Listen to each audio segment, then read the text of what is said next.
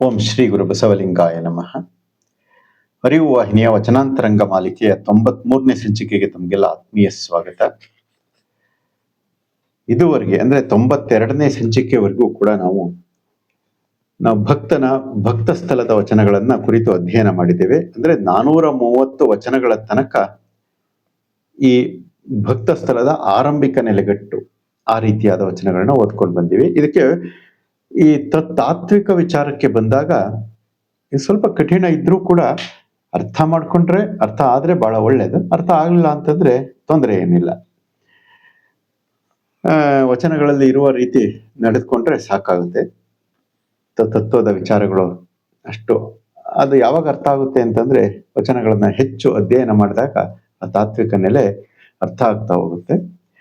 ಇದುವರೆಗೆ ಬಂದಂತ ಈ ಭಕ್ತ ಸ್ಥಳ ಅಂತಂದ್ರೆ ಏನು ಅಂದ್ರೆ ಈ ಪಂಚ ಸೃಷ್ಟಿಯಲ್ಲಿ ಇರುವಂತ ಪಂಚಭೂತಗಳನ್ನ ಮತ್ತೆ ವಿಭಾಗಿಸಿದಾಗ 60% ಅಂದ್ರೆ 50% ಪೃಥ್ವಿ ತತ್ವ, ಮತ್ತೆ ಅದಕ್ಕೆ 10% ಪೃಥ್ವಿ ತತ್ವವನ್ನ ಸೇರಿಸಿದ್ರೆ ಅದಕ್ಕೆ ಪೃಥ್ವಿಯೊಳಗಣ ಪೃಥ್ವಿ ಅಂತ ಕರೀತಾರೆ. ಪೃಥ್ವಿಯ ಜೊತೆಗೆ ಪೃಥ್ವಿ ಸೇರ್ಕೊಳ್ತು, ಅಲ್ಲಿಗೆ 60 ಭಾಗ ಪೃಥ್ವಿ ಆಯ್ತು. ಅಂಥ ಗುಣ ಅಂದ್ರೆ ಪೃಥ್ವಿಯ ಪ್ರಮುಖ ಗುಣ ಕಠಿಣತ್ವ. ಆ ಕಠಿಣತ್ವವನ್ನ ನಮ್ಮ ಜೀವನದಲ್ಲಿ ಯಾವ ರೀತಿ ಲಿಂಗ ಸ್ವರೂಪವನ್ನಾಗಿ ಮಾಡ್ಕೊಳ್ಬೇಕು ಅನ್ನುವಂಥ ವಿಚಾರಗಳು ಇದುವರೆಗೂ ಬರ್ತಾ ಹೋಗಿದ್ದಾವೆ.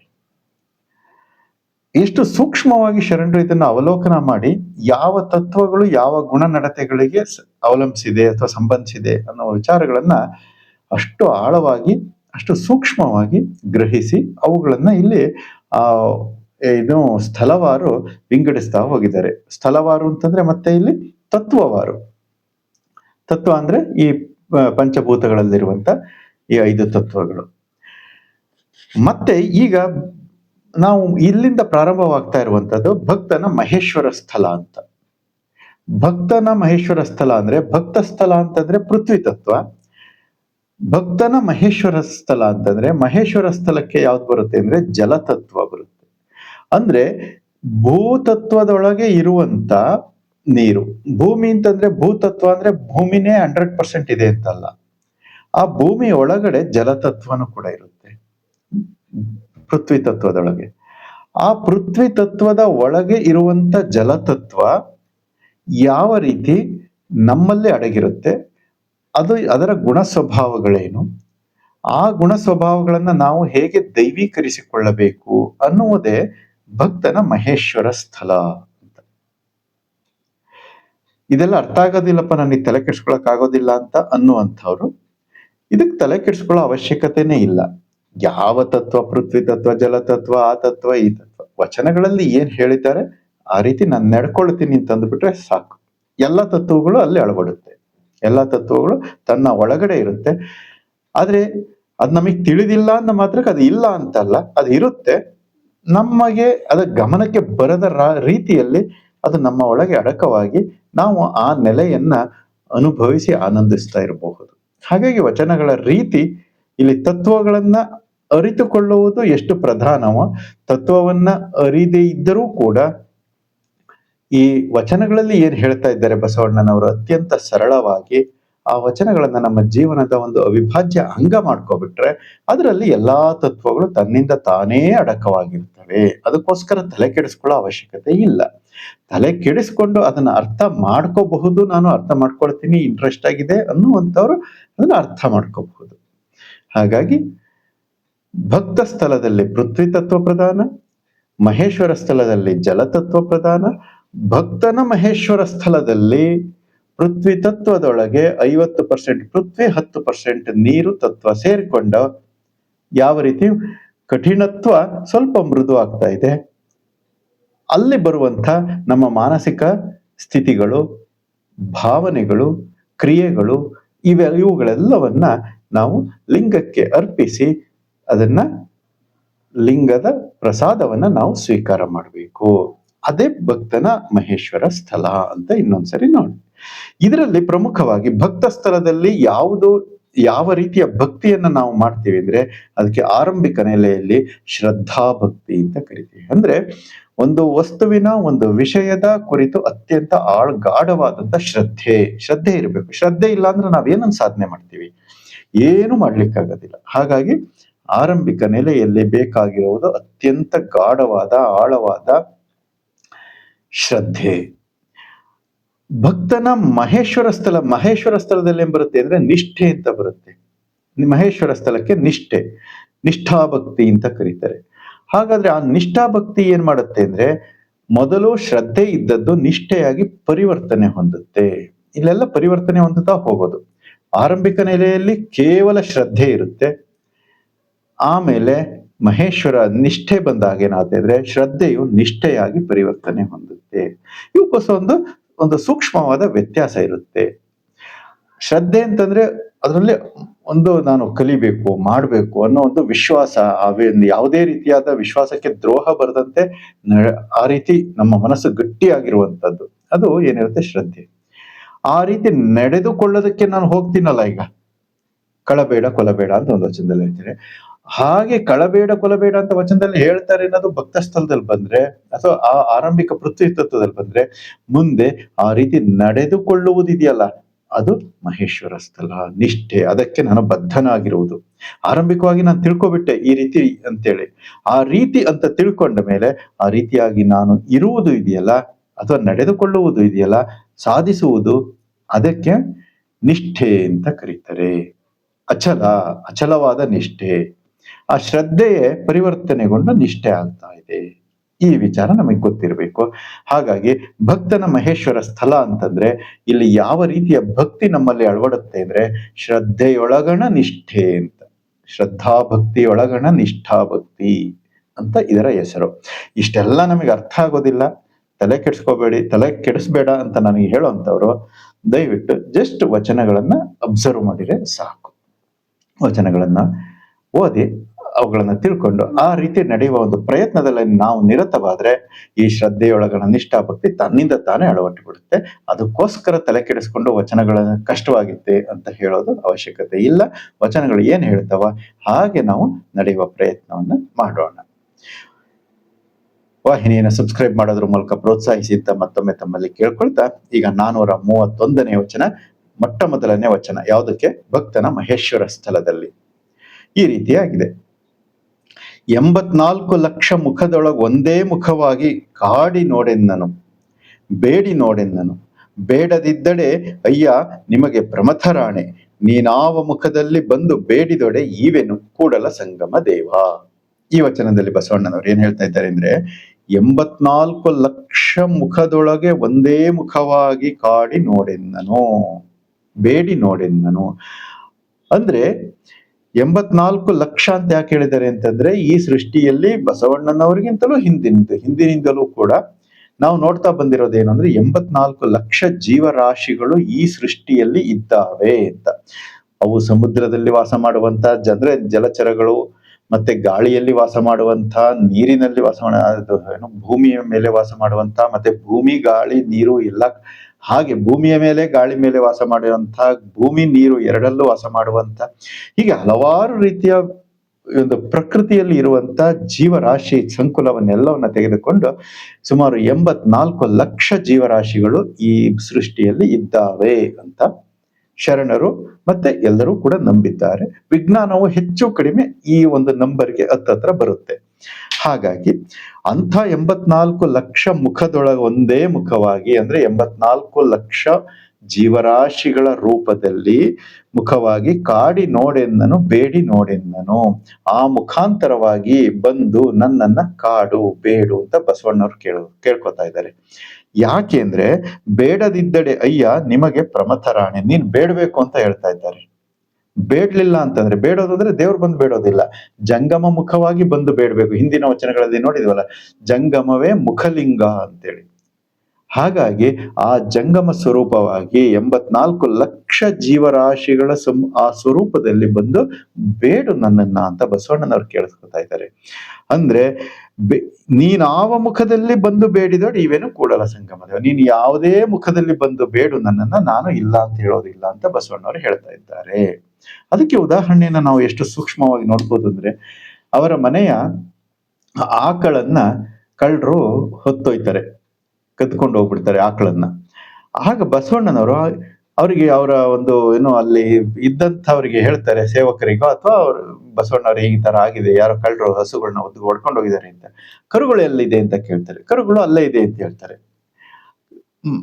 ಹಾಗೆ ಹೇಳ್ತಾರೆ ಬಸವಣ್ಣರು, ಅಯ್ಯೋ ಮತ್ತೆ ನಮ್ಮ ಮೈಯನಿಗೆ ಇದು ಇವಕ್ಕೆ ನೋವಾಗುತ್ತೆ ಕರುಗಳಿಗೆ, ಹಸುಗೆ ಎಷ್ಟು ನೊಂದ್ಕೊಂಡಿದ್ಯೋ. ಹಸು ಕರು ಇಲ್ದೆ, ಕರುಗೆ ಹಾಲಿಲ್ಲ. ಹಾಗಾಗಿ ಕರು ಯಾರು ಹೊಡ್ಕೊಂಡು ಹೋಗಿದ್ದಾರೆ ಕದ್ಕೊಂಡು ಹೋಗಿದ್ದಾರೆ ಅಂತ ಅವ್ರನ್ನ ಹುಡುಕಿ ಬಿಟ್ಟು ಅವ್ರಿಗೆ ಶಿಕ್ಷೆ ಕೊಡಿ ಕರ್ಕೊಬನ್ನಿ ಅಂತ ಹೇಳಲಿಲ್ಲ. ಏನ್ ಹೇಳಿದ್ರು? ಕರುಗಳನ್ನೂ ಕರ್ಕೊಂಡೋಗಿ ಅವ್ರ ಹತ್ರ ಬಿಟ್ಟು ಬನ್ನಿ ಅಂತ ಹೇಳ್ತಾರೆ. ಆವ ಮುಖದಲ್ಲಿ ಬೇಡಿದರೆ, ಅದು ಪ್ರಾಣಿಗಳ ಮುಖದಲ್ಲಿರ್ಬೋದು, ಕಳ್ಳರ ಮುಖದಲ್ಲಿರ್ಬೋದು, ಯಾವ ಮುಖದಲ್ಲಿ ಬಂದು ಬೇಡಿದರೂ ನಾನು ಕೊಡ್ತೇನೆ ಅಂತ ಬಸವಣ್ಣನವರು ಹೇಳ್ತಾ ಇದ್ದಾರೆ. ಅಂದ್ರೆ ಒಂದೊಂದು ಭಾವದಲ್ಲಿ ಒಂದೊಂದು ವಚನದಲ್ಲಿ ಆ ರೀತಿ ಬರುತ್ತೆ. ಹಾಗಂತ ಕೆಲವೊಂದು ಕಡೆ ಅಪಾತ್ರ ದಾನವ ಮಾಡಲಾಗದು ಅಂತನೂ ಕೂಡ ಅದೇ ಬಸವಣ್ಣನವರು ಹೇಳ್ತಾರೆ. ಅಪಾತ್ರ ದಾನವ ಮಾಡಲಾಗದು ಅಂದ್ರೆ ಅವು ಸಮಯ ಸಂದರ್ಭಕ್ಕೆ ತಕ್ಕಂತೆ ಕೆಲವೊಂದು ವಿಚಾರಗಳು ಇರ್ತವೆ. ಹಾಗಾಗಿ ಅಪಾತ್ರ ದಾನ ಅಂತಂದ್ರೆ ಏನು? ನಾಯಿಯ ಮೊಲೆ ಹಾಲು ನಾಯಿಯ ಮಗಲ್ಲದೆ ಪಂಚಾಮೃತಕ್ಕೆ ಸಲ್ಲದಯ್ಯ ಅಂತ ಹೇಳ್ತಾರೆ.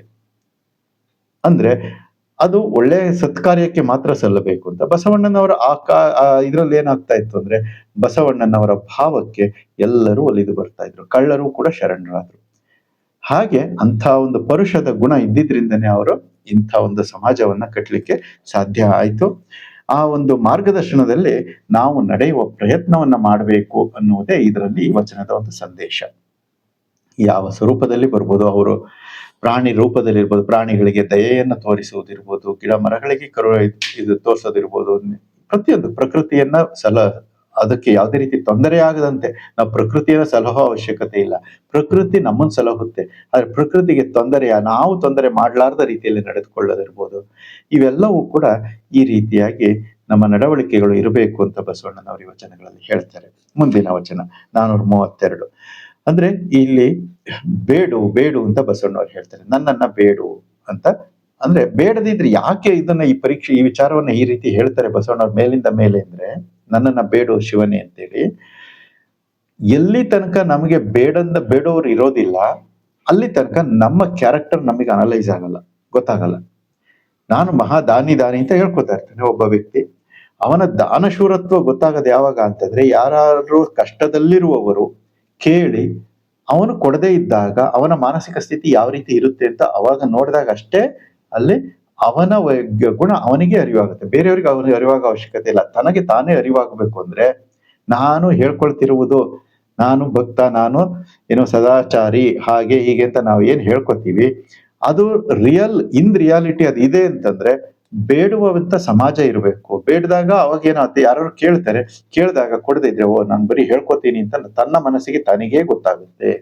ಅದಕ್ಕೆ ಇಲ್ಲಿ ಬಸವಣ್ಣವ್ರು ಏನ್ ಹೇಳ್ತಾರೆ, ನನ್ನನ್ನ ಬೇಡು ಅಂತೇಳಿ ತಮಗೆ ತಾವೇ ಹೇಳ್ಕೊಳ್ತಾ ಇದ್ದಾರೆ. ಮುಂದಿನ ವಚನ ಈ ರೀತಿ ಇದೆ. ಕಂದಿದೆನಯ್ಯ ಎನ್ನ ನೋಡುವರಿಲ್ಲದೆ, ಕುಂದಿದೆನಯ್ಯ ಎನ್ನ ನುಡಿಸುವರಿಲ್ಲದೆ, ಬಡವಾದೆನಯ್ಯ ಎನ್ನ ತನು ಮನ ಧನವ ಬೇಡುವರಿಲ್ಲದೆ, ಬೇಡುವ ಶರಣರ ತಂದು ಕಾಡಿಸು ಬೇಡಿಸು ಕೂಡಲ ಸಂಗಮ ದೇವ. ನೋಡಿ ಅದೇ ಭಾವ. ಮತ್ತೆ ಯಾಕೆ ಬೇಡಿಸ್ಬೇಕು ಅಂದ್ರೆ, ಬೇಡ್ಬೇಕು ಅಂತ ಕೇಳ್ಕೊತಾರೆ ಬಸವಣ್ಣವರು ಅಂದ್ರೆ ಇದೇ ಉದ್ದೇಶ. ತಮ್ಮನ್ನ ತಾವು ಪರೀಕ್ಷೆಗೆ ಒಡ್ಡುಕೊಳ್ಳೋದು. ಬೇರೆಯವರು ನಮ್ಮನ್ನ ಪರೀಕ್ಷೆಗೆ ಒಡ್ಡೋದಲ್ಲ, ತಮ್ಮನ್ನ ತಾವು ಪರೀಕ್ಷೆಗೆ ಒಡ್ಡುಕೊಳ್ಳೋಕೋಸ್ಕರ ಈ ರೀತಿಯಾದಂತ ವಿಚಾರಗಳನ್ನ ಹೇಳ್ತಾ ಹೋಗ್ತಾರೆ. ಯಾರು ಬೇಡದಾಗ ನಾನು ಇಲ್ಲ ಅಂತೀನ, ಕೊಡ್ತೀನ? ಅದು ಸಪಾತ್ರ ದಾನವೇ ಆಗಿರ್ಲಿ. ಅಪಾತ್ರ ದಾನ ಕೊಡೋದು ಬೇಡ. ಹೌದು, ಸಪಾತ್ರ ದಾನ ಅಂದ್ರೆ ಒಳ್ಳೆಯ ಪಾತ್ರಕ್ಕೆ, ಒಳ್ಳೆಯ ಕೃತ್ಯಕ್ಕೆ ಕೊಡುವಂತ ಒಂದು ವಿಚಾರ. ಅದು ಇಲ್ಲ ಅಂತಂದ್ರೆ ನಾನು ಹೇಳುವುದಿಲ್ಲ ಬೊಗಳೆ, ಡಂಬಾಚಾರ ಅನ್ನೋದು ನಮ್ಮ ಮನಸ್ಸಿಗೆ ಸ್ಪಷ್ಟ ಆಗುತ್ತೆ. ಯಾವಾಗ ಅದು ಮನಸ್ಸಿಗೆ ಸ್ಪಷ್ಟ ಆಗುತ್ತೆ, ಮತ್ತೆ ಮುಂದೆ ಆ ರೀತಿ ಮರುಕಳಿಸದಂತೆ ಎಚ್ಚರ ವಹಿಸ್ಲಿಕ್ಕೂ ಕೂಡ ಅದೇ ಕರೆಗಂಟೆಯಾಗಿರುತ್ತೆ. ಆ ನೆಲೆಯಲ್ಲಿ ಜಂಗಮವೇ ಇಲ್ಲಿ ಎಕ್ಸಾಮಿನರ್ ಅಂತ. ಪರೀಕ್ಷೆ ಮಾಡುವಂತವ್ರು ಯಾರು ಅಂದ್ರೆ ಎಕ್ಸಾಮಿನರ್, ಜಂಗಮ ಅದು ಸಮಾಜ. ಮುಂದೆ 433. ವೇಷ ಅವಿಚಾರದಲ್ಲಿ ನಡೆಯುತ್ತೆಂದು ಅಸುರದಲ್ಲಿ ಬೊಗಳುವ ಕುನ್ನಿ ನೀ ಕೇಳ, ಹರಿಯನೆ ದಾಸನ ವಸ್ತ್ರವ ಉಣ್ಣನೆ ಚೆನ್ನಯ್ಯನ ಸಂಗಾತ, ಪರವಧುವ ಕೊಳ್ಳನೆ ಸಿಂಧು ಬಲ್ಲಾಳನ, ಬೇಡನೆ ಸಿರಿಯಾಳನ ಮಗನ, ನಡೆಯುವುದು ನುಡಿಯುವುದು ಅವಿಚಾರವೆಂದು ಭಾವ ವಿಭಾವವೆಂದು ಕಂಡೆನಾದಡೆ ತಪ್ಪೆನ್ನದು ಮೂಗ ಕೊಯ್ಯಿ ಕೂಡಲ ಸಂಗಮ ದೇವ. ಹಿಂದೆ ಒಂದು ಭಕ್ತ ಸ್ಥಳದಲ್ಲಿ ಹಿಂದಿನ ಸ್ಥಳದಲ್ಲಿ ಬಂದಾಗ ನಾನು ಕೇವಲ ಈ ಮನೆಯ ಆಳು, ನಾನು ಇವರುಗಳನ್ನ ಸಮಾಜದಲ್ಲಿರುವಂತ ವ್ಯಕ್ತಿಗಳನ್ನ ಪರೀಕ್ಷೆ ಮಾಡ್ಲಿಕ್ಕೆ ಬಂದವನಲ್ಲ ಅಂತ ಬಸವಣ್ಣವ್ರು ಹೇಳ್ತಾರೆ. ನನ್ನ ಕೆಲಸ ಏನು ಅಂತಂದ್ರೆ ಒಡೆಯ ಹೇಳಿದ ಹಾಗೆ ನಾನು ನಡೆದುಕೊಳ್ಳುವುದು. ಯಾಕಂದ್ರೆ ನಾನು ಈ ಮನೆ ಆಳು, ಈ ಜಗತ್ತಿನ ಆಳು ಅಂತ ಬಸವಣ್ಣವ್ರು ಹೇಳ್ಕೊಂಡಿದ್ದಾರೆ. ಆ ತರದ ವಚನ ಬಂದಿತ್ತು ಹಿಂದೆ. ಹಾಗೆ ಆಳಿನ ಕೆಲಸ ಏನು? ಸಮಾಜವನ್ನ ಪರೀಕ್ಷೆ ಮಾಡೋದಲ್ಲ, ಜ್ಞಾನಿಗಳನ್ನ ಪರೀಕ್ಷೆ ಮಾಡೋದಲ್ಲ, ಆಳಿನ ರೀತಿ ನಡ್ಕೋಬೇಕು ಅಂತ ಅವ್ರು ಹೇಳ್ತಾ ಹೋಗ್ತಾರೆ ಬಸವಣ್ಣವ್ರು. ಅಂದ್ರೆ ನಾನು ಆ ರೀತಿ ಪರೀಕ್ಷೆ ಮಾಡಕ್ ಹೋಗೋದಿಲ್ಲ ಯಾರನ್ನೂ ಅಂತ ಬಸವಣ್ಣವರು ತಮ್ಮ ವೈಯಕ್ತಿಕ ವಿಚಾರದಲ್ಲಿ ಹೇಳಿರ್ತಾರೆ. ಇಲ್ಲಿ ಅದೇ ವಿಚಾರ ಮತ್ತೆ ಮಹೇಶ್ವರ ಸ್ಥಳದಲ್ಲಿ ನಿಷ್ಠೆಯಾಗಿ ಬರ್ತಾ ಇದೆ. ವೇಷ ಅವಿಚಾರದಲ್ಲಿ ನಡೆಯುತ್ತೆಂದು ಅಸರದಲ್ಲಿ ಬಗಳುವ ಕುನ್ನಿ ನೀ ಕೇಳ. ಅಂದ್ರೆ ಶಿವ ಬಂದು ಯಾರನ್ನ ಸಿರಿಯಾಳನ ಮಗನನ್ನ ಬಾಣ ಊಟಕ್ಕೆ ಮಾಡಿಡು ಅಂತ ಹೇಳಿ ಕೇಳಿದ. ಆಗ ಮತ್ತೆ ಇದು ಯಾರೋ ಚೆನ್ನಯ್ಯನ ಜೊತೆ ಶಿವ ಬಂದು ಊಟ ಮಾಡಿದ ವಿಚಾರ ಇರ್ಬೋದು. ಆಮೇಲೆ ಸಿಂಧು ಬಲ್ಲಾಳನ ಹೆಂಡತಿಯನ್ನ ಕೇಳಿದಂತ ಶಿವ. ಈ ರೀತಿಯಾಗಿ ಈ ಕಲ್ಪನೆಗಳೆಲ್ಲ ಇವೆಲ್ಲ ಈ ಪುರಾಣದ ಕಥೆಗಳು ಏನ್ ಬರ್ತಾವಲ್ಲ, ಈ ಕಥೆಗಳನ್ನ ಆಧಾರವಾಗಿ ಇಟ್ಕೊಂಡು ಹೇಳ್ತಾರೆ. ಅಲ್ಲಿ ಬರುವಂತ ಶಿವ ಅದನ್ನ ಕೇಳ್ದ, ಇದನ್ ಕೇಳ್ದ, ಅದು ವೈಚಾರಿಕವ, ಅದು ಅವೈಚಾರಿಕ, ಹೀಗೆ ಹಾಗೆ ಅಂತ ಅದನ್ನ ನುಡಿಯುವುದು ನನ್ನ ಕೆಲಸ ಅಲ್ಲ ಅಂತ ಬಸವಣ್ಣವ್ರು ಹೇಳ್ತಾ ಇದ್ದಾರೆ. ನಡೆಯುವುದು ನುಡಿಯುವುದು ಅವಿಚಾರವೆಂದು ಭಾವ ವಿಭಾವವೆಂದು ಕಂಡೆನಾದಡೆ ತಪ್ಪೆನ್ನದು ಮೂಗ ಕೊಯ್ಯಿ ಕೂಡಲ ಸಂಗಮ ದೇವ. ನಾನು ಸಮಾಜವನ್ನ ಹಾಗೆ ಹೀಗೆ ಅಂತ ವರ್ಣನೆ ವಿಂಗಡಣೆ ಮಾಡಕ್ಕೆ ಹೋಗೋದಿಲ್ಲ ಅಂತ ಬಸವಣ್ಣವ್ರು ಹೇಳ್ತಾರೆ. ನನ್ನ ಭಾವ ಏನಿದ್ರು ಶಿವಭಾವ, ಎಲ್ಲರಲ್ಲೂ ಶಿವನನ್ನ ಕಾಣ್ತೇನೆ ಅನ್ನುವ ಒಂದು ವಿಚಾರವನ್ನ ಬಸವಣ್ಣನವರು ಇಲ್ಲಿ ಸ್ಪಷ್ಟವಾಗಿ ಹೇಳ್ತಾರೆ. ಆದ್ರೆ ಚನ್ನಬಸವಣ್ಣನವರು ಕೆಲವೊಂದು ಸಾರಿ ಈ ವಿಚಾರಕ್ಕೆ ತಡೆಯನ್ನ ಒಡ್ಡುತ್ತಾರೆ. ಯಾವ ರೀತಿ ತಡೆ ಒಡ್ಡುತ್ತಾರೆ ಅಂದ್ರೆ, ಶಿವನಿಂದ ಹುಟ್ಟಿದುದು ಎಲ್ಲವೂ ಶಿವನೇ, ಆದ್ರೆ ಈ ಲೋಕದಲ್ಲಿ ಮತ್ತೆ ಹುಟ್ಟು ಸಾವುಗಳು ಯಾಕಾಯ್ತು, ಇಲ್ಲಿ ಕೆಟ್ಟವರು ಒಳ್ಳೆಯವರು ಯಾಕಾದ್ರು ಹಾಗೆ ಅನ್ನೋ ಒಂದು ವಚನ ಬರುತ್ತೆ. ಹಾಗಾಗಿ ಅಲ್ಲಿ ಹೇಳ್ತಾರೆ ಚನ್ನಬಸವಣ್ಣವರು, ಸದ್ಭಾವಿಗಳಲ್ಲಿ ಮಾತ್ರ ಶಿವನು ಇರ್ತಾನೆ ಅಂತ ಹೇಳ್ತಾರೆ. ಎಲ್ಲಾ ಭಾವಿಗಳಲ್ಲೂ, ಎಲ್ಲಾ ಜನರಲ್ಲೂ, ಎಲ್ಲಾ ಜೀವರಾಶಿಗಳಲ್ಲೂ. ಮಡಕೆ ಮಾಡುವಾತ ಕುಂಬಾರನಾದರೆ ಕುಂಬಾರನಿಂದ ಸೃಷ್ಟಿಸಲ್ಪಟ್ಟ ಮಡಕೆಗಳೆಲ್ಲವೂ ಕುಂಬಾರ ಆಗ್ಲಿಕ್ಕೆ ಸಾಧ್ಯನಾ ಅಂತ ಪ್ರಶ್ನೆ ಕೇಳ್ತಾರೆ ಚನ್ನಬಸವಣ್ಣ. ಮಡಕೆಯನ್ನ ಸೃಷ್ಟಿ ಮಾಡಿದ ಕುಂಬಾರ, ಆದ್ರೆ ಮಡಕೆ ಕುಂಬಾರ ಆಗ್ಲಿಲ್ವಲ್ಲ. ಕುಂಬಾರನೇ, ಮಡಕೆನೆ ಅಂತ ಚನ್ನಬಸವಣ್ಣವ್ರು ಹೇಳ್ತಾರೆ. ಹಾಗೆ ಇಲ್ಲಿ ಇರುವಂತ ಎಲ್ಲಾ ಜೀವರಾಶಿಗಳು, ಬಸವಣ್ಣವ್ರೆ ನೀವ್ ಹೇಳ್ತೀರಿ ಎಲ್ಲಾ ಜೀವರಾಶಿಗಳು ಶಿವ ಸಮಾನ, ಶಿವಸ್ವರೂಪಿ ಅಂತ. ಆದ್ರೆ ಎಲ್ಲ ಶಿವಸ್ವರೂಪಿಗಳಾದ್ರೆ ಹೆಂಗಾಗುತ್ತೆ ಅಂತ ಚನ್ನಬಸವಣ್ಣ ಕೇಳ್ತಾರೆ. ಯಾಕೆ ಅಂದ್ರೆ ಇಲ್ಲಿ ಅನ್ಯಾಯ ಇದೆ, ಅತ್ಯಾಚಾರ ಇದೆ, ಕಳ್ಳತನ ಇದೆ, ಮೋಸ ಇದೆ, ಎಲ್ಲ ಇದೆ. ಮೋಸಗಾರನಲ್ಲಿ ಶಿವ ಹೇಗಿರಕ್ ಸಾಧ್ಯ? ಅತ್ಯಾಚಾರಿಯಲ್ಲಿ ಶಿವ ಹೇಗಿರಕ್ ಸಾಧ್ಯ ಹೇಳ್ರಿ ಅಂತ ಕೇಳ್ತಾರೆ ಚನ್ನಬಸವಣ್ಣ. ಅಂದ್ರೆ ನಾನು ಹೇಳೋ ಪದಗಳು ಬೇರೆ, ಚನ್ನಬಸವಣ್ಣವ್ರು ಕೇಳಿರೋ ಪದಗಳು ಬೇರೆ, ಭಾವ ಒಂದೇ. ಅದಕ್ಕೆ ಚನ್ನಬಸವಣ್ಣವ್ರು ಹೇಳ್ತಾರೆ, ಎಲ್ಲಿರ್ತಾನೆ ಅಂದ್ರೆ ಸದ್ಭಕ್ತರ ಹೃದಯದಲ್ಲಿ ಇಪ್ಪನು ಶಿವನು ಅಂತ ಹೇಳ್ತಾರೆ. ಕೇವಲ ಪ್ರಕಟವಾಗುವುದು ಎಲ್ಲಾ ಕಡೆ ಆ ಚೈತನ್ಯ ಇದ್ರೂ ಕೂಡ ಅದು ತೋರ್ಪಡಿಸುವ ಸ್ಥಳ ಯಾವುದು ಅಂದ್ರೆ ಸದ್ಭಕ್ತರ ಹೃದಯ. ಭಕ್ತ ದೇಹಿಕ ದೇವ ಅಂದ್ರೆ ಭಕ್ತರ ದೇಹದಲ್ಲಿ ಮಾತ್ರ ಶಿವನ ಸ್ವರೂಪ ಪ್ರಕಟವಾಗುತ್ತೆ ಹೊರತು ಎಲ್ಲಾ ಕಡೆ ಅದು ಪ್ರಕಟವಾಗೋದಿಲ್ಲ. ಎಲ್ಲಾ ಕಡೆ ರೇಡಿಯೋ ಸಿಗ್ನಲ್ ಇದ್ರೂ ಕೂಡ ರೇಡಿಯೋ ಎಲ್ಲಿರುತ್ತೋ ಅಲ್ಲಿ ಮಾತ್ರ ರೇಡಿಯೋ ತರಂಗಾಂತರಗಳು ರಿಸೀವ್ ಮಾಡ್ಕೊಂಡು ಅದ್ರ ಆ ಚಾನಲ್ಲಿನ ಒಂದು ಮಾಹಿತಿಯನ್ನ ಬಿತ್ತರಿಸುತ್ತೆ. ಮೊಬೈಲ್ ಸಿಗ್ನಲ್ ಎಲ್ಲಾ ಕಡೆ ಇದ್ರೂ ಕೂಡ ಮೊಬೈಲ್ ಎಲ್ಲಿ ಇಟ್ಕೊಂಡಿರ್ತೀವೋ ಅಲ್ಲಿ ಮಾತ್ರ ಅದ್ರ ವಾಯ್ಸ್ ಕೇಳುತ್ತೆ ಹೊರತು ಎಲ್ಲೋ ಸುಮ್ನೆ ಖಾಲಿ ಜಾಗದಲ್ಲಿ ನಿಂತ್ಕೊಂಡ್ರೆ ಕೇಳೋದಿಲ್ಲ. ಅಥವಾ ಆ ನಂಬರ್ ಬಿಟ್ಟು ಬೇರೆ ಯಾವ್ದೋ ನಂಬರ್ಗೆ ಹೋದ್ರೆ ಅದಕ್ಕೂ ಕೂಡ ಅದು ಸ್ಪಂದಿಸೋದಿಲ್ಲ. ಆ ನಂಬರ್ ಟು ನಂಬರ್. ಹಾಗೆ ಇಲ್ಲಿ ಏನ್ ಹೇಳ್ತಾರೆ ಅಂದ್ರೆ ಸದ್ಭಕ್ತರ ಹೃದಯದಲ್ಲಿಪ್ಪ. ಎಲ್ಲಾ ಕಡೆ ಚೈತನ್ಯ ಇದೆ, ಪ್ರಕಟ ಆಗೋದು ಎಲ್ಲಿ ಅಂದ್ರೆ ಸದ್ಭಕ್ತರ ಹೃದಯದಲ್ಲಿ ಮಾತ್ರ ಅಂತ ಚನ್ನಬಸವಣ್ಣನವರು ಸ್ಪಷ್ಟವಾಗಿ ಹೇಳ್ತಾ ಹೋಗ್ತಾರೆ. ಮುಂದಿನ ವಚನ 434. ನೀನಿಕ್ಕಿದ ಬೀಯದಲ್ಲಿ ವಂಚನೆಯುಳ್ಳಡೆ ಸಂಘ ನಿಮ್ಮ ತೊತ್ತುತನಕ್ಕೆ ದೂರವಯ್ಯ. ಕದ್ದು ತಿಂದಡೆ ಕೈ ಹಿಡಿದೊಮ್ಮೆ ಬಡಿದು ತಡುಗುಣಿತನ ಬಿಡಿಸಯ್ಯ. ಜಂಗಮ ಮನೆಗೆ ಬಂದಲ್ಲಿ ಓಸರಿಸಿದಡೆ ಹಿಡಿದು ಮೂಗ ಕೊಯ್ಯಯ್ಯ ಕೂಡಲ ಸಂಗಮ ದೇವ. ಇವೆಲ್ಲವೂ ಜಂಗಮಕ್ಕೆ ಸಂಬಂಧಪಟ್ಟಂತ ವಚನಗಳೇ ಇದ್ದಾವೆ. ನೀನಿಕ್ಕಿದ ಬೀಯದಲ್ಲಿ ವಂಚನೆಯುಳ್ಳಡೆ. ನೀನಿಕ್ಕಿದ ಬೀಯದಲ್ಲಿ ಅಂತಂದ್ರೆ ಬೀಯ ಅಂತಂದ್ರೆ ಸಂಪತ್ತು. ನೀನು ಕೊಟ್ಟಂತ ಈ ಸಂಪತ್ತು ಏನಿದೆ, ಯಾವ ರೀತಿ ಸಂಪತ್ತಿರ್ಬೋದು? ಜ್ಞಾನ, ಅರ್ಥ ಸಂಪತ್ತು, ಜ್ಞಾನ ಸಂಪತ್ತು, ದೇಹ ಸಂಪತ್ತು, ಭಾವ ಸಂಪತ್ತು, ಎಷ್ಟು ಸಂಪತ್ತುಗಳು ನಮ್ಮಲ್ಲಿ ಇದಾವಲ್ಲ. ಈ ಸಂಪತ್ತಿನಲ್ಲಿ ವಂಚನೆಯುಳ್ಳಡೆ, ನಾನು ಏನಾದ್ರೂ ವಂಚನೆಯನ್ನ ಮಾಡಿದ್ರೆ ಸಂಘ ನಿಮ್ಮ ತೊತ್ತುತನಕ್ಕೆ ದೂರವಯ್ಯ. ತೊತ್ತುತನ ಅಂದ್ರೆ ನಿಮ್ಮ ಆಳ್ತನಕ್ಕೆ, ಅಂದ್ರೆ ನಿಮ್ಮ ಆಳಾಗಿ ನಾನು ಇರುವುದಕ್ಕೆ ಭಂಗ ಅಂತ ಹೇಳ್ತಾರೆ. ನಿಮ್ಮ ತೊತ್ತುತನಕ್ಕೆ ಭಂಗವಯ್ಯ, ನಾನು ಆಳಾಗಿರೋದಕ್ಕೂ ಕೂಡ ಅಯೋಗ್ಯ ಅಂತ ಹೇಳ್ತಾರೆ. ಕದ್ದು ತಿಂದಡೆ ಕೈ ಹಿಡಿದೊಮ್ಮೆ ಬಡಿದು ತುಡುಗುಣಿತನವ ಬಿಡಿಸಯ್ಯ. ನಾನೇನಾದ್ರೂ ಕದ್ದು ತಿಂದಡೆ, ಯಾವ್ದನ್ನಾದ್ರೂ ಮರೆಮಾಚಿದ್ರೆ, ಟ್ರಾನ್ಸ್ಪರೆನ್ಸಿ ಇಲ್ಲ ಅಂತ ಅಂದ್ರೆ ಜೀವನದಲ್ಲಿ ಏನ್ ಮಾಡ್ಬೇಕು? ಕೈ ಹಿಡಿದೊಮ್ಮೆ ಬಡಿದು ತುಡುಗುಣಿತನವ ಬಿಡಿಸೆ. ನನ್ನ ಈ ತುಡುಗುಣಿತನ ಅಂತ ಕರೀತಾರೆ. ಈ ರೀತಿಯ ಕದ್ದು ತಿನ್ನೋದು, ಬಚ್ಚಿಟ್ಕೊಳ್ಳೋದು, ಇಂಥ ತುಡುಗುಣಿತನ. ಹೆಂಗೆ ನಾಯಿ ಆ ಕಡೆ ಮನೆ ಈ ಕಡೆ ಮನೆ ಸುಳಿದಾಡ್ಕೊಂಡು ಹೋಗುತ್ತಲ್ಲ, ಆ ರೀತಿ ಸುಳಿದಾಟ ಇಂಥವಿತ್ತಿದ್ರೆ ನನಗೆ ಬಡಿದು ಬಿಡಿಸಯ್ಯ ಅಂತ ಹೇಳ್ತಾ ಇದ್ದಾರೆ. ಜಂಗಮ ಮನೆಗೆ ಬಂದಲ್ಲಿ ಓಸರಿಸಿದಡೆ ಹಿಡಿದು ಮೂಗ ಕೊಯ್ಯಯ್ಯ. ಜಂಗಮ ಯಾರಾದರೂ ಮನೆಗೆ ಬಂದಾಗ, ಅವಶ್ಯಕತೆಯನ್ನು ಹುಡುಕಿಕೊಂಡು ಬಂದಾಗ ನಾನು ಓಸರಿಸಿದಡೆ ಅಂದ್ರೆ ಬೇಸರವನ್ನ ಮಾಡಿಕೊಂಡ್ರೆ, ಅವರಿಗೆ ಅಗೌರವವನ್ನು ತೋರಿಸಿದರೆ ಏನು ಮಾಡ್ಬೇಕು?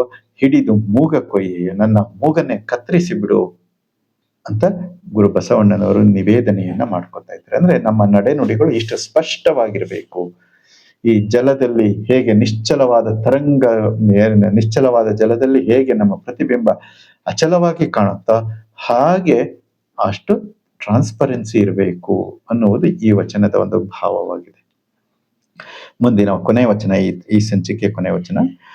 ದೇವನಿಂತಹನೆಂದು ತೋರಿಯೇ ಕೊಡುವೆನು ಗಣಗಳಿಗೆ, ಬಲ್ಲಾಳನ ವಧುವ ಬೇಡಿದಾತ ನೀ ದೇವ, ದೇವನಿಂತಹನೆಂದು ತೋರಿಯೇ ಕೊಡುವೆನು ಗಣಗಳಿಗೆ. ದಾಸನ ವಸ್ತ್ರವ ಬೇಡಿದಾತ ನೀ ದೇವ, ದೇವನಿಂತಹನೆಂದು ತೋರಿಯೇ ಕೊಡುವೆನು ಗಣಗಳಿಗೆ. ಸಿರಿಯಾಳನ ಮಗನ ಬೇಡಿದಾತ ನೀ ದೇವ, ಕೂಡಲ ಸಂಗಮ ದೇವ, ಜಂಗಮ ಮುಖಲಿಂಗವಾಗಿ ಕಾಡಿ ನೋಡುವ, ಬೇಡಿ ನೋಡುವ ಅಂತ ಹೇಳ್ತಾರೆ. ಅಂದ್ರೆ ದೇವರ ಯಾವ ರೀತಿ ದೇವನಿಂತಹವನೆಂದು ತೋರಿಯೇ ಕೊಡ್ತೀನಿ ಅಂದ್ರೆ, ಯಾವ ಮುಖದಲ್ಲಿ ಬಂದು ಬೇಡ್ತಾನೆ ದೇವರು ಅಂತ ನಾನು ಗಣಗಳಿಗೆ ತಿಳಿಸಿಕೊಡ್ತೀನಿ ಅಂತ ಹೇಳ್ತಾ ಇದ್ದಾರೆ. ಯಾವ ಮುಖದಲ್ಲಿ ದೇವರು ಬೇಡುತ್ತೆ ಅಂತ. ದೇವರು ಬೇಡುವುದು ಕಲ್ಲಿನ ರೂಪದಲ್ಲಿ ಬೇಡೋದಿಲ್ಲ. ಮೃಷ್ಟಾನ್ನವನ್ನ ತೆಗೆದುಕೊಂಡು ಹೋಗಿಟ್ರೆ ಕಲ್ಲಿಗೆ ಅದು ತಿನ್ನೋದಿಲ್ಲ, ಅದು ಉಡುವುದಿಲ್ಲ, ಯಾವುದನ್ನು ಮಾಡೋದಿಲ್ಲ, ಅದು ಆಭರಣವನ್ನ ಲೇಪನ ಮಾಡ್ಕೊಳ್ಳೋದಿಲ್ಲ. ಇವೆಲ್ಲವನ್ನ ಮಾಡುವುದು ಯಾವುದು ಅಂದ್ರೆ ಜೀವವುಳ್ಳ ಚೈತನ್ಯ. ಆ ಜೀವವುಳ್ಳ ಚೈತನ್ಯವೇ ಜಂಗಮ. ಆ ಜಂಗಮ ಕೇಳಿದಾಗ ಇಲ್ಲ ಎನ್ನದೇ ಇರಬೇಕು, ಆ ರೀತಿ ನಾವು ನಡೆದುಕೊಳ್ಳಬೇಕು ಅಂತ ಬಸವಣ್ಣರು ಹೇಳ್ತಾ ಇರೋದಿಲ್ಲ. ಅದಕ್ಕೆ ಪುರಾಣದ ಉದಾಹರಣೆಗಳನ್ನ ಕೊಡ್ತಾ ಹೋಗ್ತಾರೆ. ಬಲ್ಲಾಳನ ವಧುವ ಬೇಡಿದಾತನ ಈ ದೇವ, ಹಾಗೆ ದಾಸನ ವಸ್ತ್ರವ ಬೇಡಿದಾತ, ಇವೆಲ್ಲ ಶಿವಪುರಾಣಗಳಲ್ಲಿ ಬಂದಂತ ವಿಚಾರಗಳನ್ನ ಇಲ್ಲಿ ತೆಗೆದುಕೊಂಡಿದ್ದಾರೆ. ಆ ವಿಚಾರಗಳನ್ನ ತೆಗೆದುಕೊಂಡು ಹೀಗೆ ದೇವರು ತಾನಾಗೆ ಬಂದು ಕೇಳೋದಿಲ್ಲ ಏನನ್ನು, ನಿರಾಕಾರ ಚೈತನ್ಯ ದೇವರು ಅನ್ನುವುದು.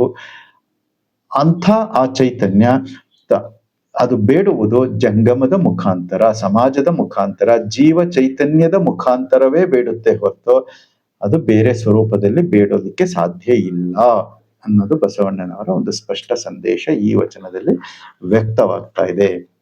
ನಾವು ಆಮೇಲೆ ವಚನಗಳಲ್ಲಿ ಅಥವಾ ದೇವರ ಸ್ವರೂಪವನ್ನು ಕುರಿತು ಮಾತಾಡ್ಬೇಕಾದ್ರೆ ಹೇಳ್ತಾ ಇರ್ತೀವಲ್ವ, ಯಾವಾಗ್ಲೂ ಅವನು ಅವನು ಅವನು ಅಂತಾನೆ ಹೆಚ್ಚಿನ ಒಂದು ಸಂದರ್ಭಗಳಲ್ಲಿ ಬಳಸ್ತಾ ಇರ್ತೀವಿ. ಇದು ಒಂದು ರೂಢಿಗತ ಭಾಷೆಯಾಗಿದೆ. ಏನು, ದೇವರು ಕೊಟ್ಟ, ಅವನು ಹೆಂಗಿದ್ದಾನೆ, ಇವನು ಹೇಗಿದ್ದಾನೆ, ದೇವರು ಇಲ್ಲಿ ಬಂದ ಹೋದ ಅಂತೇಳಿ. ಆದ್ರೆ ಅದು ದೇವರು ಅನ್ನುವ ಒಂದು ಚೈತನ್ಯ ಏನಿದೆ, ಅದು ಅವನೂ ಅಲ್ಲ ಅವಳೂ ಅಲ್ಲ, ಅವನೂ ಅಲ್ಲ ಅವಳೂ ಅಲ್ಲ. ಅದು ನಿಜವಾದ ನೆಲೆಯಲ್ಲಿ ನೋಡಬೇಕು ಅಂದ್ರೆ ಅದಕ್ಕೆ ಗಂಡು ಅಲ್ಲ, ಅದು ಹೆಣ್ಣು ಅಲ್ಲದ ಒಂದು ಮಧ್ಯದ ಸ್ಥಿತಿ, ಅಂದ್ರೆ ನಪುಂಸಕ ಅಂತ ಕರಿತೀವಲ್ಲ. ಅದಕ್ಕೆ ದೇವರಿಗೆ ಏನೇನ್ ಕರೀತಾರೆ ಅಂತಂದ್ರೆ ಎಲ್ಲ ಏನೋ ಅನಾಥ ಅಂತ ಕರೀತಾರೆ ದೇವರಿಗೆ. ಯಾಕೆಂದ್ರೆ ಒಡೆಯರಿಲ್ಲದವನೇ ಅನಾಥ. ಅನಾಥ ತಂದೆ ತಾಯಿಗಳು ಬಂಧು ಬಳಗ ಯಾರೂ ಇಲ್ಲದೆ ಇರುವಂತವನಿಗೆ ಅನಾಥ ಅಂತ ಕರೀತಾರೆ. ದೇವರು ಸಾಕ್ಷಾತ್ ಅನಾಥ. ಯಾಕೆಂದ್ರೆ ಅದಕ್ಕೆ ಯಾವುದೂ ಇಲ್ಲ. ದೇವರು ಗಂಡು ಅಲ್ಲ ಹೆಣ್ಣು ಅಲ್ಲ ಅಂತಂದ ಮೇಲೆ ಅದು ಶುದ್ಧ ಚೈತನ್ಯ. ಈಗ ಹೆಂಗೆ ಕರೆಂಟ್ ಇದೆಯಲ್ಲ, ಎಲೆಕ್ಟ್ರಿಸಿಟಿ, ಅದು ಜಸ್ಟ್ ಎನರ್ಜಿ. ಅದು ಆ ಗಂಡು ಅಲ್ಲ ಹೆಣ್ಣು ಅಲ್ಲದೆ ಇರುವಂತ ಸ್ಥಿತಿಯಲ್ಲಿ ಇರುತ್ತಲ್ಲ. ಹಾಗೆ ಚೈತನ್ಯ ಅನ್ನುವುದು, ಎನರ್ಜಿ ಎನ್ನುವುದು, ಶಕ್ತಿ ಎನ್ನುವುದು ಯಾವ ರೀತಿ ಇರುತ್ತೆ ಅಂದ್ರೆ ಅದು ಗಂಡು ಅಲ್ಲ ಹೆಣ್ಣು ಅಲ್ಲ. ಲೋಕಾರೂಢಿಯಲ್ಲಿ ನಾವು ಪದ ಬಳಕೆಯಲ್ಲಿ ಅವನು ಅಂತ ಉಪಯೋಗಿಸ್ತೀವಿ. ಅವಳು ಅಂತ ಕೆಲವೊಂದು ಸಮಯ ಶಕ್ತಿ ಬಂದಾಗ ಆ ರೀತಿ ಉಪಯೋಗಿಸುವಂತ ಒಂದು ಇದೆ. ಆದ್ರೆ ವಾಸ್ತವಿಕ ನೆಲೆಯಲ್ಲಿ ನಾವು ನೋಡಿದಾಗ ಅದು ಅವನು ಅಲ್ಲ, ಅವಳು ಅಲ್ಲ, ಅದು ಅಂತ ಉಪಯೋಗಿಸುವುದೇ ಹೆಚ್ಚು ಒಂದು ಸೂಕ್ತ. ದೇವರು ಅಂದ್ರೆ ಅದು ಒಂದು ವಸ್ತು ರೂಪ ಅಂತ ಅಂದ್ಕೋಬಹುದು. ಅದು ಕೂಡ ತಪ್ಪೇ ಆಗಬಹುದು ಹೇಳಿದ. ಯಾಕಂದ್ರೆ ಅವರವರ ಭಾವ ಬೇರೆ ಬೇರೆ ಇರುತ್ತೆ. ಈ ದೇವರ ಕುರಿತು ಮಾತಾಡ್ಬೇಕಾದ್ರೆ ಒಂದೇ ಭಾವ ಎಲ್ಲರಲ್ಲೂ ಇರೋದಿಲ್ಲ. ಆ ಭಾವಗಳು ವ್ಯಕ್ತಿಯಿಂದ ವ್ಯಕ್ತಿಗೆ, ಅವರ ಅನುಭವದಿಂದ ಅನುಭವಕ್ಕೆ, ಅನುಭಾವದಿಂದ ವ್ಯಕ್ತ ಡಿಫರೆನ್ಸ್ ಆಗ್ತಾ ಆಗ್ತಾ ಹೋಗುತ್ತೆ. ಹಾಗಾಗಿ ಈ ಚೈತನ್ಯ ಅವನು ಅಲ್ಲ, ಅವಳು ಅಲ್ಲದ ಒಂದು ಶೂನ್ಯ, ಬಯಲು, ಯಾವುದೂ ಇಲ್ಲದ ಒಂದು ಸ್ಥಿತಿ. ಅದಕ್ಕೆ ನಿರ್ವಯಲು ಅಂತಲೂ ಕೂಡ ಕರೀತಾರೆ ನಮ್ಮ ಶರಣರು. ವೀಕ್ಷಿಸಿದ್ದಕ್ಕೆ ಧನ್ಯವಾದಗಳು. ಶರಣು ಶರಣಾರ್ಥಿ.